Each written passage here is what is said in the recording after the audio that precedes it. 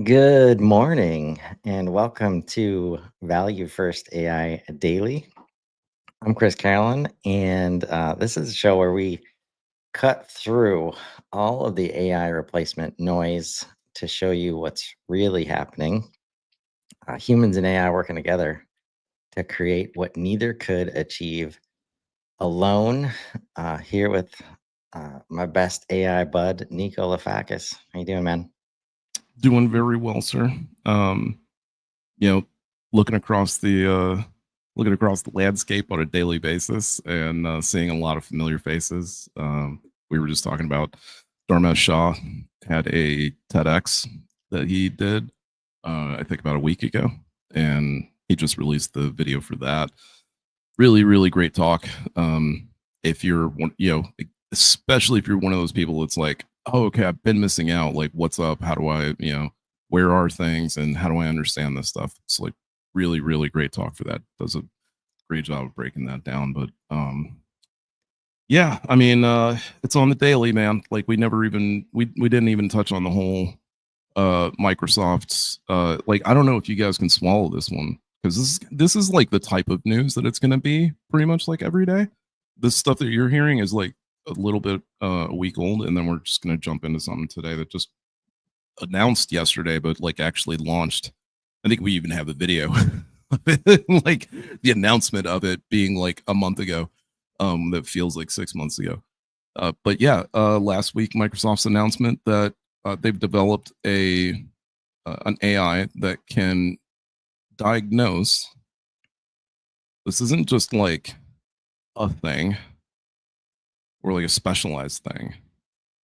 Just in general, it can diagnose 4 times better than any doctor. Right? Like that's the X factor that we're at with like medical breakthroughs, right? So it's and now it's gotten to the point where like before it was at a point where the AI by itself was bad. The AI with the doctor was pretty good. Um, the doctor themselves were really good, and then like it's shifted to be okay. AI still not so good, but AI with doctor is now like better, and then doctor was still really great. Then it shifted maybe 6 months ago to doctor and AI being better than doctor alone, but AI being almost at the same level as doctor.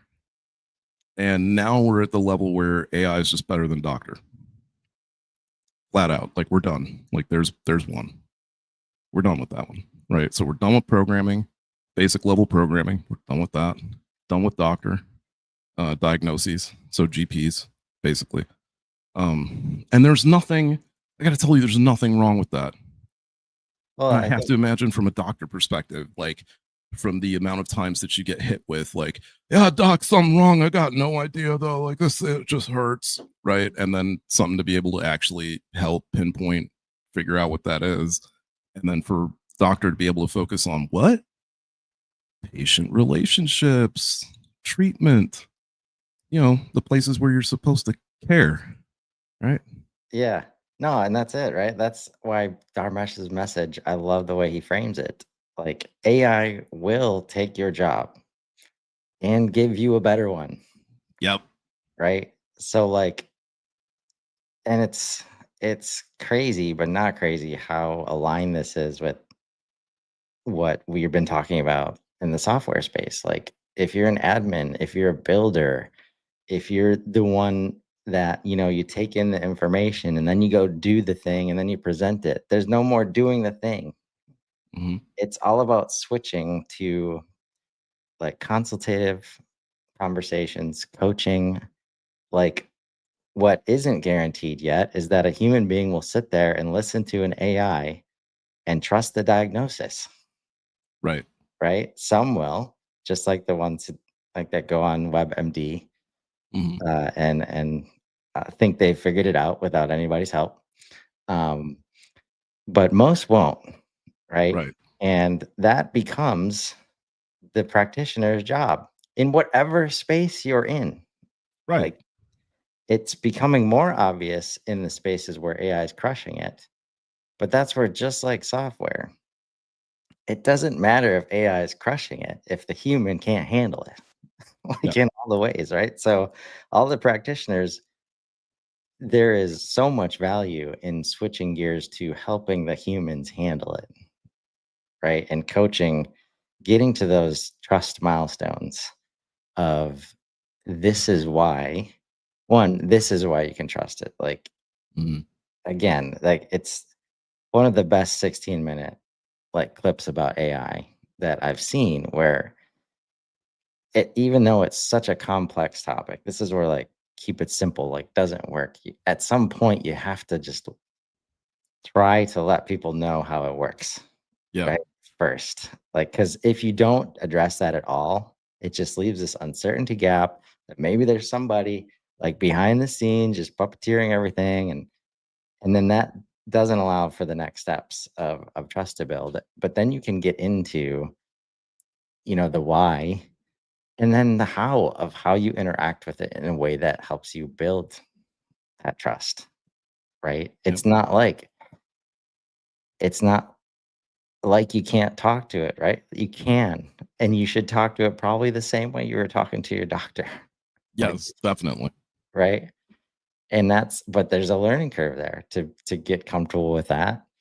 Um, and that's where there's going to be a place for the human in the loop, like for a while, right? Probably forever, Mhm. because it just switches to like it's going to be so hard to get the same like imperfect like vibe that you can get from a human, like in the consistent, inconsistent way, right? Because Mhm. this is where it becomes very obvious when AI tries to start being more human, right? And it just gets way too consistent with it, right? Yep. Where it's like, okay, clearly you're trying to not be you right now, right? Yeah. And so all of this is just helping like really turn this just crazy innovation and advancement and value into something like tangible and consumable, Right. right? Yeah. I mean, to me, it's really like the way I've been explaining it to people in the last couple days is just, um, and it's like the same drop off, but same level of pickup, right? So like from uh, assistants who were in writing, and then typewriters came out, right? So like assistants had to learn at that point like how to work with typewriter, or be by the wayside, and some were by the wayside because they didn't want to learn how to work with the typewriter, right? But it's not the typewriter didn't take their job, right? It's technology. It's moving forward. It's learning how to work with something new. It's learning how to use new tools. Um, and I know why there's so many growing pains is definitely because people get to a point in their lives. Let's face it, once you're done with school, and especially you're like 10 years out of school and you're not in a challenging field, then you feel like your education is done, and like your need to like learn new software is done, and like there's really shouldn't be anything else that you have to know or understand because you know everything about your job, this, that, and the other. That's where change management companies make oodles and oodles of money because of the fact that people have such a hard time later in life changing just from one software platform to another. So it's not even like learning a new aspect of their job. It's just like learning where this new button is that like used to be somewhere else, right? Um, That is a and then great segue, honestly. yeah, yeah, uh, because like now the the face of search, and the face of like not just search, but like the face um of web interface, web interaction. It's about to change. yeah, and not in it yet, so I won't be able to show it. But what has been announced, again, it keeps being announced over and over. And that's where I think these companies like it's like they're doing away with just the old marketing ways in a lot of way. Like they make announcements constantly about the same stuff and sometimes on weekends. And it's just like when it's moving at the pace of every day, like throw your old like marketing calendaring like out the window, like times of day, like when do we put like no. Like if you're Right. waiting to say it by you time you get to the tomorrow, now you'll wait to have to say the next thing that shows up, right? So this has been mentioned for a bit, but if you have Perplexity and you click on install here, uh, you have the desktop app, but now you have this Perplexity's agentic browser, right? Unfortunately, there's a wait list, Mhm. but it brings you to this page. And I would love to just get your take on like when you first started hearing about AI based browsers, like what did that mean? What were you able to like immediately kind of connect to say like, oh, this is gonna be different? So up until now, AI in the browser has been very much like a plugin that like sits on the side of your browser. Um, there have been attempts at like trying to change like the browsing window altogether in terms of like Opera introduced Aria. Google's now got its like sort of advanced its AI browsing experience. Um, I don't, and it's really it's AI search, right? And Aria is more like it's more like AI search. If you've got Gemini for Chrome, that's very much the same thing as Aria for Opera. It's just a pop up that's basically like, hey, I'm here to help you with whatever content is on this page. Comet, I, to speculate what an agent based, like an agent underlying browser would be like. I mean, it makes me think of like way back in the day. I had this idea that like if we ever had like an AR interface or something like that, that it would be this like hexagonal sphere. And you would just rotate the sphere per the apps that you wanted to use, and then you would click the app or whatever, and it would pop open, right? That's kind of what I'm imagining in terms of like how it's going to function. In other words, where you start to browse, it will start to learn like maybe that subject matter and start to pick up on it over time so that I guess maybe when you go to do search, it might suggest things for you, or maybe when you open the browser, there's almost no need for search because things that you might be interested in might be served up right away. Um, certainly could be a case like having an agent built into the browser is definitely a case where you could ask the agent to go do long-term search, right? And then have it come back to you like, hey, I'm done with doing this, asinine amount of online research for you. Like this kind of does it kind of takes deep research to another level, assuming that that's part of its functionality, right? Um, it being in browser with an agent also means that it could maybe also have some control over apps and web-based apps. So it might be able to go check your email for like there's a lot of apps that can do that, but I'm not going to lie, like having that in a browser is very much like having a universal remote. Yeah, So like if it's a case where in the browsing window whatever I have open, whatever I have tabs open wise, it has access to be able to go act on my behalf on those tabs. yeah, Yeah, we're talking like super next level, like browsing over like Google over, unless they would immediately have to roll that feature out right, immediately, right? So like this is where the little guy attacking the big fish and like the piranha. This is what the piranha look like. You know, Perplexity already kind of nibbled at Google just by being in existence, and they were a better browser just out the gate. And now it's like, okay, you're a browser, but what else can you do? Because they have Chrome. It's like, oh, okay, well, now we have Perplexity. They get still, but now it's a browser. So it's everything you had already. And I can only imagine, like, okay, so I don't know that they'll do this because I'm not sure. I mean, you can. Okay, so if you wanted to now, you could go to a website. You could open up right click to open the console. You could legitimately just copy paste the code, go into Gemini or go into Claude or go into GPT, and you have this like shell now, a template of what that site was, and you can go and work, and maybe you build a new site based on that template. Now I see that being a one button click in Perplexity because of the fact that they have labs, right?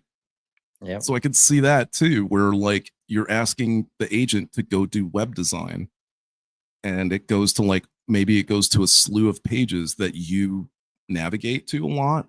Because like imagine that you're a content creator, and then the type of content that you create is that niche, whatever that niche is, and people follow you because you're that person that's reporting and creating the content in that niche, right? And you aggregate your stuff somehow. You aggregate your sources online, I'm sure. So because you aggregate your sources online, podcasters like auto stories, right? Like in terms of like content creators, like auto content, like you're not having to go search for all the stuff now. Like it's going like I think I showed you. Did I show you the app that I was working on yesterday? The little news app. Yeah. Yeah. So like that's what this is, right? Like it'll do the same thing where it can just go pull the content for the day. So for those who don't know, I built a news I get tired of the regular news, right? And I just want straight up whatever's going on. So I built a news app, and what it does is it has categories. You pick a category, and it goes and it pulls up all the latest stories from the last 12 hours based on that category. Click on that, and it will go through a bevy of sources, pull You don't all of mind it if I together. show it, right? Yeah, no, go ahead.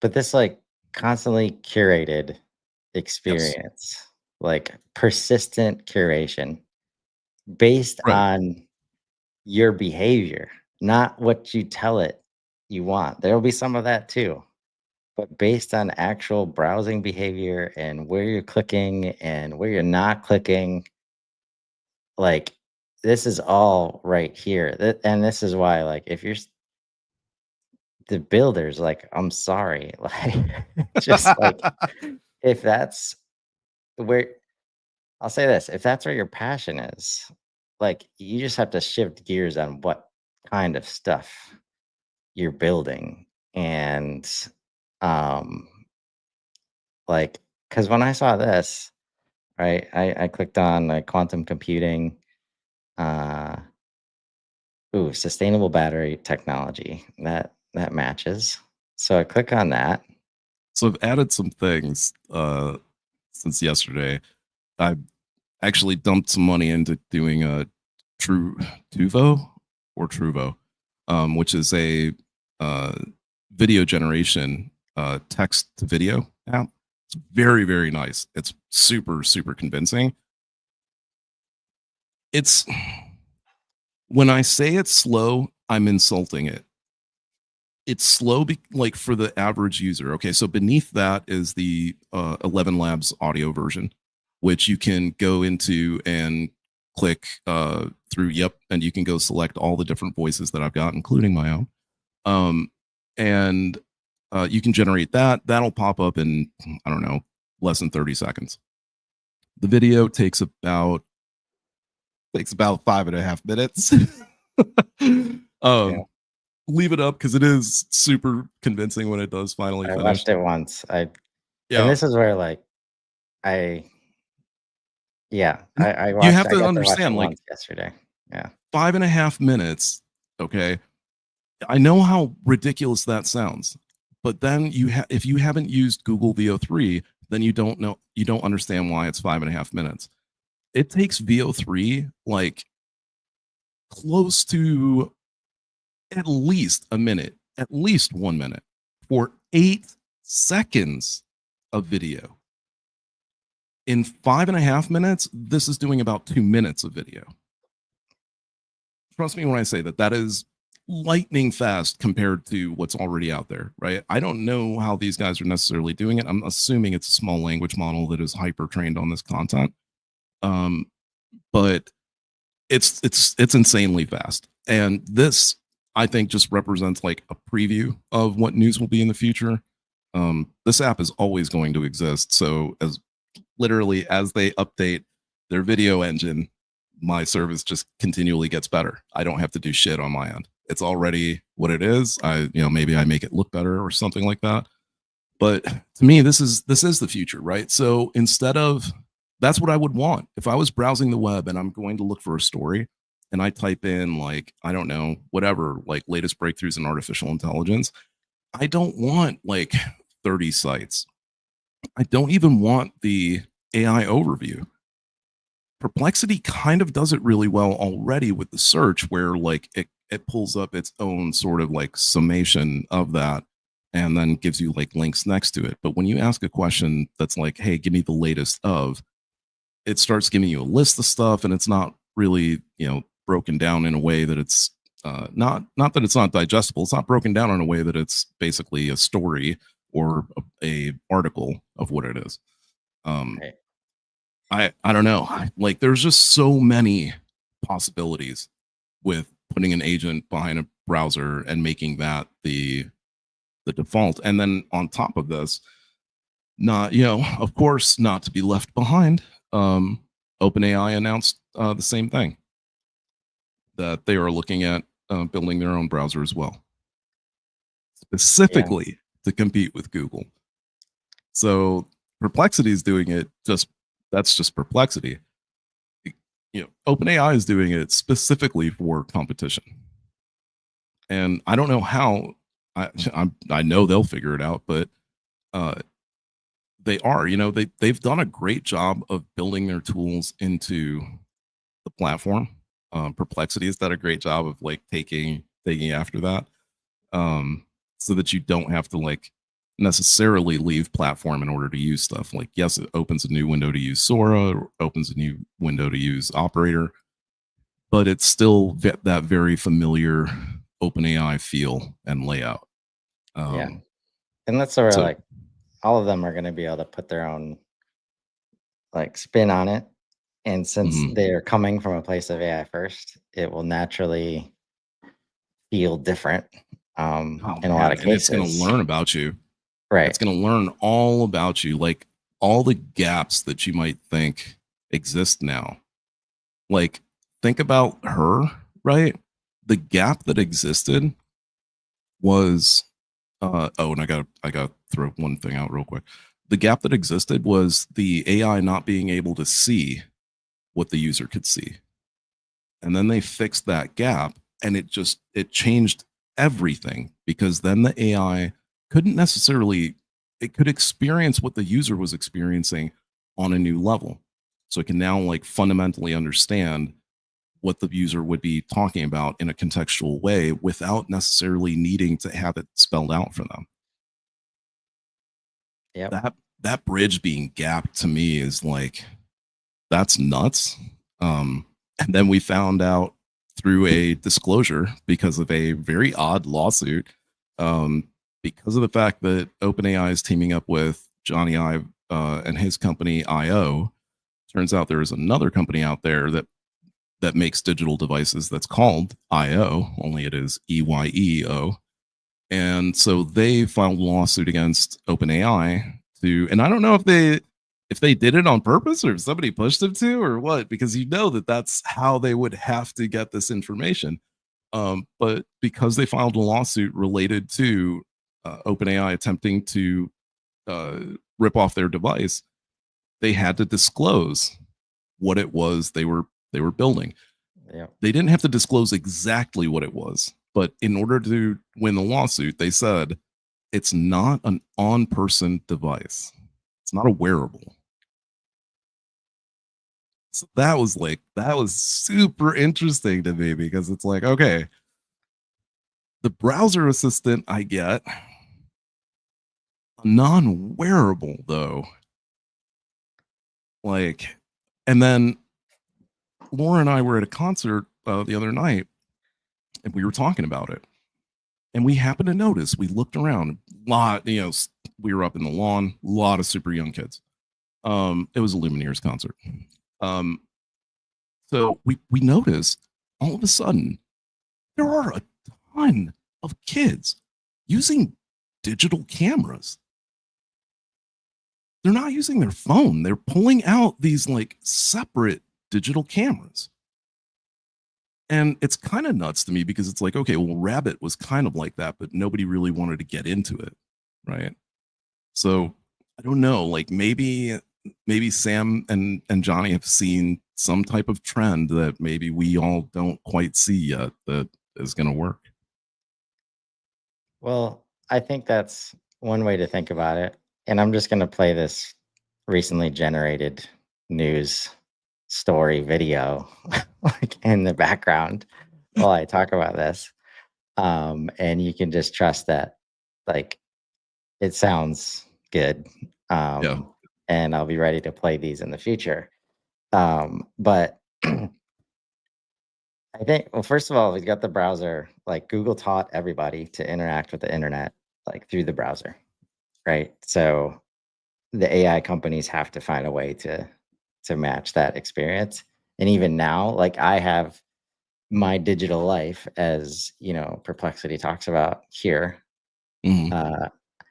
I try to organize it currently through different Chrome like instances, right? Right. That's going to be the biggest change for me. Like if I've got like literally my infrastructure of digital is built around Google and the browser, and to change away from that is going to be, hard.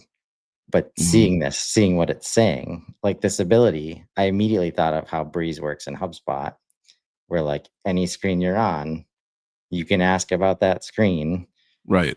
and then it'll also be able to reference everything else that you might have been doing that day and in the background. And that's where like the difference between this and the business context system that will be HubSpot's accessing all of the behavior and data of your customers and the rest of your team, and all that's coming in as well. And Breeze will be accessing that context in ways that are just unimaginable. I think something similar could be like if you've got LinkedIn up and there's social activity happening, and it's just all the ways of um, it learning how you think and letting you never be lost, but Mhm. then also being around to summarize, shop schedule, or send, right? And that send like could Right. mean Like being like able to, ship. Like we could ship yeah. anything. It could be a software, it could be an email, it could be like when we use the word ship, it's like create something and like publish, like Mhm. any of the things in any of the channels. And also like I mean like humble brag, the more you use it, the more indispensable it becomes. Like good call. Like Right. way to sink in like right away. Um, but this world where it's just like if you're doing all the work to keep yourself organized and trying to close all the gaps just in this world of like 3,000 inputs per day, like just don't. Like you don't have to do that anymore. And how much are you holding back? Right. But this is the new world. It is. Well, There's so much to be built for it. Like, and if you can switch gears to just either like this is the difference between like building video like easier video editing tools and just deciding you don't need to create the videos like yourself anymore. Yep. Um, and but if you're going to, like, it's if it's not live like content, that's where it's like, I don't know what you're doing. Like, uh, just yeah. Um, Man, this was so good to see. We're already at time, and I'm gonna struggle with this deadline every day probably. But we'll be back again tomorrow, Hmm. and each day after that, because the news will not stop. And now we've got a nice news buddy to do all the work you were doing uh, Yeah, right. last like 6 months ago. See? Oh man, filling all the gaps. All right, folks. Hope that was valuable. Feel free to reach out and chat about any of the things we're talking about on the show. And everybody have a great Thursday, and we'll see you tomorrow. Thanks, Nico. See you guys.